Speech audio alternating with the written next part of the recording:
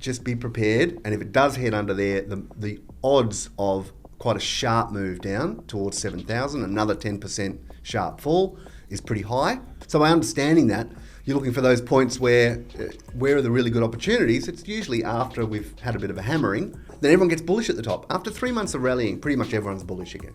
So then it goes right to the top, everyone thinks it's going to break out, they all get long or they cover their shorts, and then all of a sudden it sells off again.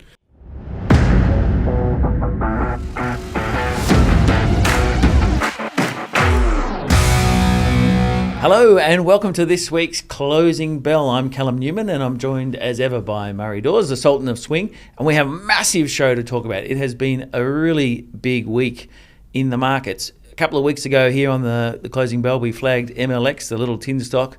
Murray said it ticked all these boxes and it's absolutely skyrocketed up this week.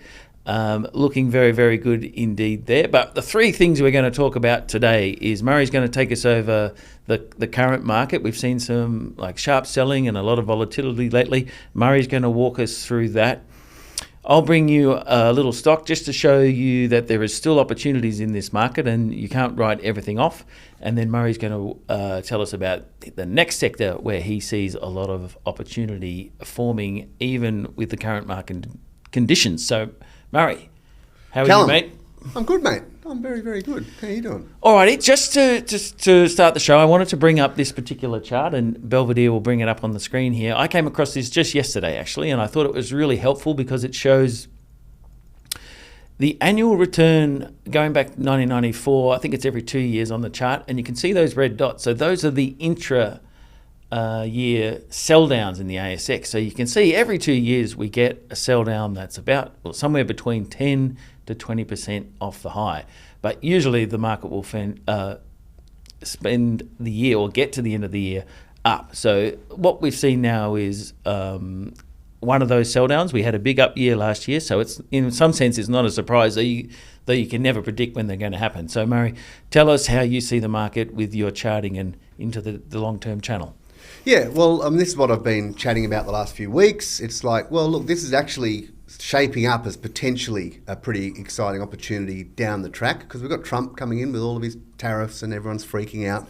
There is fears on the growth. He is really making a lot of changes in the US economy that's going to need to go through, I think, a bit of a down period. If you're sacking a lot of government employees and you're stopping a lot of migrants, I mean, they've got to have an adjustment phase. So you could make sense of us seeing a bit of a downturn for a while and then thinking, is Trump going to then come out and deregulate the financial markets, or he's going to have something up his sleeve, I think, down the track. So it's thinking, are we going to see a bit of a dip and then a recovery? And then looking at the charts, I was showing you last week, 15 years of a channel in the ASX 200, really clear as a bell. And you could look at that channel almost as our natural growth rate. You know, if you're thinking about our GDP, how fast it grows, we have bull markets, we have bear markets, we have soft and fast growth, but over a really long term, there is a sort of a structure to it of the growth of the ASX 200 over time, and that channel really picks that up. So by understanding that, you're looking for those points where are the really good opportunities. It's usually after we've had a bit of a hammering, and then momentum starts to pick back up, climbing that wall of worry we've been talking about. And I just wanted to set you up for how things could play out going from here, because these corrections, they take time. So market doesn't decide, oh, now we're trending down and we just go down every day until we stop. It doesn't move like that. Corrections actually happen where you have a sharp move very quickly, and then you can end up going up for like a month, and then you go for another leg down. You know, it's just when everyone's starting to get bullish. And then it reverses and starts rallying for another month. And so the down moves are usually really quick. So they'll happen in like 2 weeks to 4 weeks will be the rapid move to the downside. But then the corrective phases from those down moves, that can last longer than the time it takes to go down. So that can be 3-4 weeks. So I want to just set you up for that so that you're looking forward, not saying if the market goes up for 2 weeks, oh, it's bullish again and let's get going. Because I've got the NASDAQ now in weekly downtrend. We've got a few weekly downtrends now happening, which is now the point where you're saying, well, I need to see a bit of strength before I'm willing to shift back to a 100% bullish frame of mind and have the lines in the sand where you say, right, until it gets above here, I'm going to be a little wary of what's going on. So let's jump to the charts. Yeah, let's get to the chart. And I just want to really lay out the groundwork for people for what to expect from here. So I said last week, we're watching this big picture, the big long-term trend. That's 15 years of the ASX. Noticing the tops and bottoms of the channel. This has just been like clockwork over time of how our market has sort of developed. And so you're just saying to yourself, just generally, you're saying when is the best opportunity? It's after we've had a period. There's a couple of years of sell-off, and you can see the long-term trend turning up there. There's then a couple of years of rallying. Then another sell-off down to the bottom of the channel. There's your long-term trend turning up, and we've got another go. So you can see over and over, even this little period here, that's when I started the service. We caught that rally. It's a bit of a clockwork, even though you've got a bit of work going on. You can see there is opportunity when you've had a really big clear out of positions to be picking up stocks at great levels and then riding the wave back to the upside. And I'm just showing you this indicator down the bottom.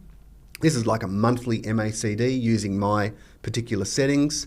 So just noting when that momentum shift occurs on the monthly, that's when you get that buy signal, the blue line going above the black. And just noticing, remember this is 15 years, and there's only been a handful of really good indicators of this turning up. And when you look at what the ASX did after that indicator turned bullish, bang, years of rallying. There is a year of a big rally before the COVID crash. There is a massive run that was in a straight line. And on this last one, here's another rally from there. And we actually traded the last three of those in APH. So I'm not sort of saying something that I'm just pulling out from thin air. This is something that I've been looking at and trading for years.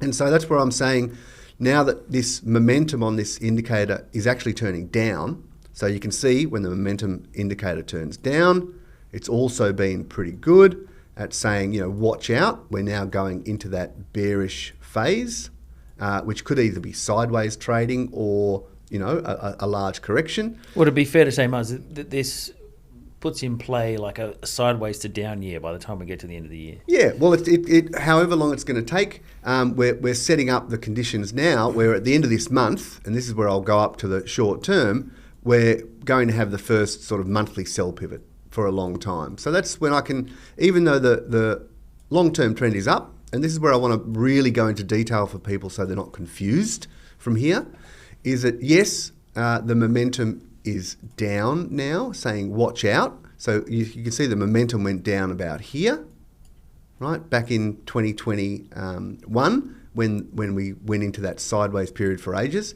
Now the market, this is how these corrections move, and you've got to understand this. This correction, right, you had a month of down selling, then 3 months of rally.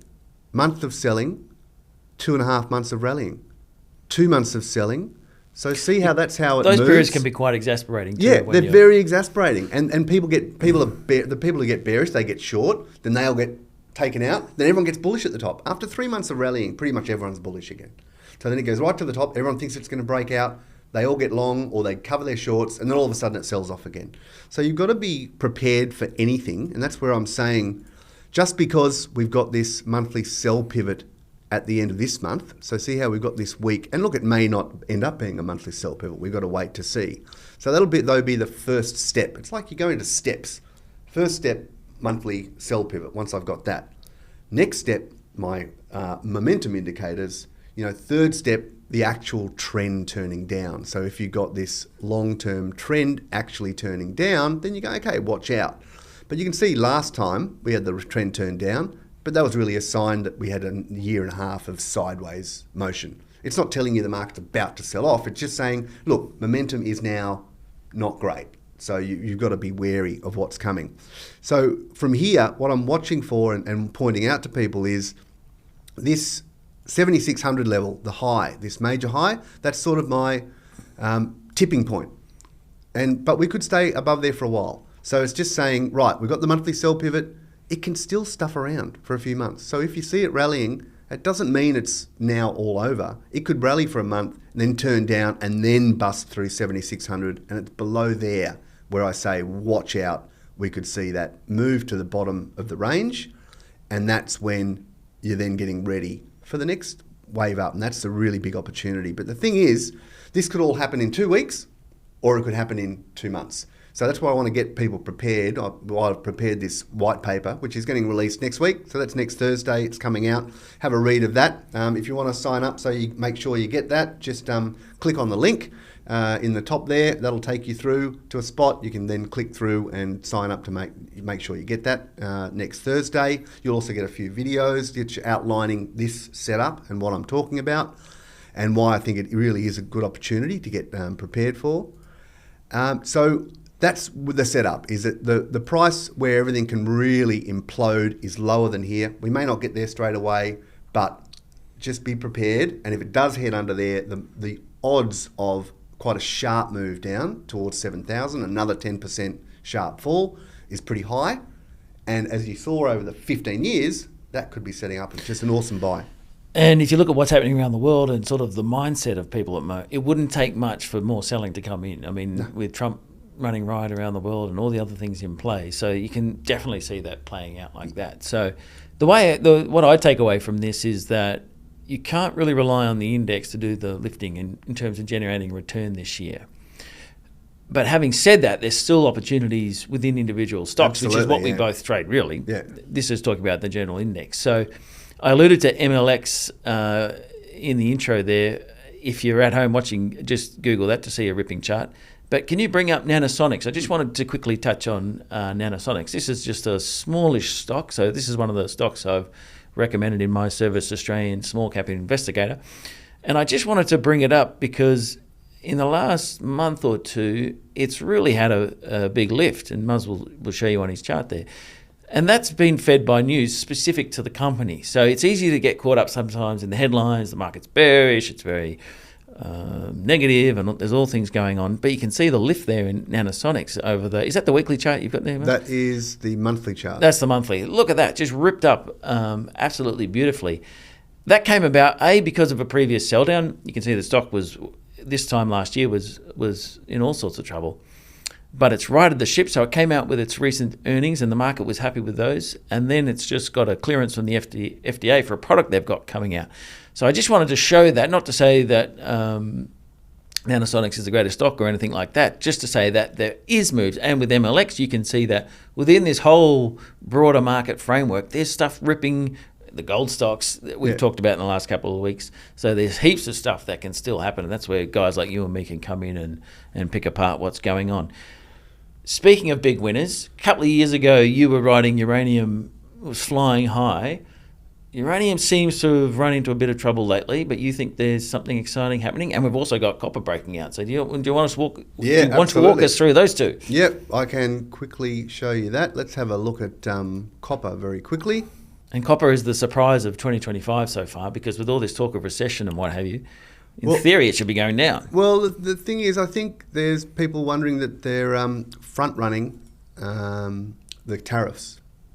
So people are bringing a lot of inventory into the US prior to the tariffs happening in April. And if that is the case, it really could meet a wall very soon, I guess. You'd think the selling would already be starting, really. But I've looked at the futures markets on copper, and they're not really showing signs of expectations that after April, the copper prices So the longer-term contracts, you mean? So the futures contracts on copper. So they're like in contango versus backwardation slightly. So it's sort of expecting prices to rally. So it's not really saying that we're going to hit April, and then if everyone expected that that's all dumped, it was, and then get dumped. So there's something to it. I think there could be something to it. So my view has been to jump on the trend because the setup is so exciting. Because if it just kept rallying and you were waiting for April and then it kept rallying beyond and then you missed it. You've got to go with it. So basically I'm saying, look, I'm going with this because here's copper going back a long time. I've shown many people this. The rally, the move to the buy zone, rally, buy zone, right? So we've got this market has been testing this level for such a long time. So here we've got 15 years of bouncing around this $5 level, $5 a pound. And I'm just saying, here we go. We got rejected from there recently, last year. sold off, and here we are. What the hell are we doing up here? Look at every other commodity. Doesn't make any sense. It's sort of like, wow, if this is the tariffs, then fair enough. It'll probably hit here and they get smashed. But if this is the breakout, I'm just saying that this could absolutely blow everyone out of the water what it does. There's an old expression that I think is regarded amongst technical analysis that, like, on the fourth time it goes through. Have you? Well, hits the top, hits the top. Well, my theory is really of false breaks happen more often than breakouts. So amateur traders buy breakouts. So they'll try a few times, get killed, try again, get killed, try again, get killed. So yeah, after it's done a few, and then all of a sudden it'll go, and no one will be on it because everyone will have given up. To get back up there has to be some support. So it's sort of feeling like it should really bust out now, but maybe there is that problem with the tariffs. So I'm keeping an open mind. But we got on something 2 weeks ago. We're up 7% already. So we've got the ability to. We get here at Fat Tail a release to do with liquidity, and the guy analyses all the stuff going on around the world with the central banks. And as far as I know, China is supporting her market. So China is very important for copper. So in a sense, the China angle supports the copper breakout. And then it's just a question of the tariffs on the US side is it Germany opening the spigots absolutely for defence, and investment in infrastructure. So maybe now Europe's going to start spending big on infrastructure and defence. Maybe that's partly behind what's going in copper too. Well, we said that you'd walk us through uranium because you're getting excited about this again, and you got an absolute belter back. Was it 2020 when you first got on Paladin, when it was like 10 cents a share or something ridiculous? Yeah, 2019, 2020, early 2020. Yeah, that was rode that from 12 cents to 80 something cents. So talk us through the case here, because it was absolutely storming its way up, all the uranium stocks, and then they've sort of fizzled out a bit. They've been in this, which is not surprising really, because they had such a big run. They've been hammered over the last year, and it's been a bit annoying. And I did come out in a closing bell recently and probably got it wrong, short term, saying that it's looking pretty interesting here. There's still a lot of volume through them pretty well over the period. So we basically this is URNM. It is sort of the largest uranium developers and producers in the world, an ETF traded on the ASX. And we do actually have a position in this in Retirement Trader. Actually bought it initially at about $6.30 and then took profits up at $7.80. So we're riding it and happily long, and our break-even price is very low, so we're not in any trouble. And I've had a stab at it again. But what I want people to notice, we've got these big wave higher, which was that bull market, and then we've got what is for me the buy zone, 78 to 87% retracement of it. We already had one bounce, right? You can see there, back to the midpoint, so that's back to the point of control. Now we've got this second one, and that's the one I'm interested in. Is this a second retest of the buy zone? And this is a shakeout. This is the one when everyone gives up. Are we about to see this sort of move? So, it's still early days. If I go to a weekly, if you're willing to trade off the weekly chart, it's setting up here as a weekly buy pivot out of there. So for the short-term traders who are willing to take it on and, have a stop loss below, $5 or something on this ETF, it's like this could actually be the beginning of one of those unexpected next wave highs, because this really has been a shakeout of all those bulls who bought probably at the wrong spot, right? And as I understand people who bought up here. Nothing's really changed with the uranium story that was driving it in that bull market, with the AI demand on electricity, the shortage of uranium production because it's been such a dog for the last 20 years or whatever. So the very long-term demand supply is still good, but it's just the short-term, it was well supplied. That's just what commodities do, right? They're very volatile anyway. Alrighty, well, we'll leave it there for this week. Muzz has teed you up there on copper and uranium, both looking super exciting. Some super exciting stuff happening underneath the market, but we might be in for choppy waters is the way we read it now. And of course, Murray just told you before that he's got his white paper. You can get the link there in the box below. Don't forget to give us a thumbs up. And of course, we're always happy to hear your suggestions. If you want to hear about a particular stock or market, we can bring it up and see what we think and see if there's might be an opportunity there. So thanks for coming in, Muzz. And anytime.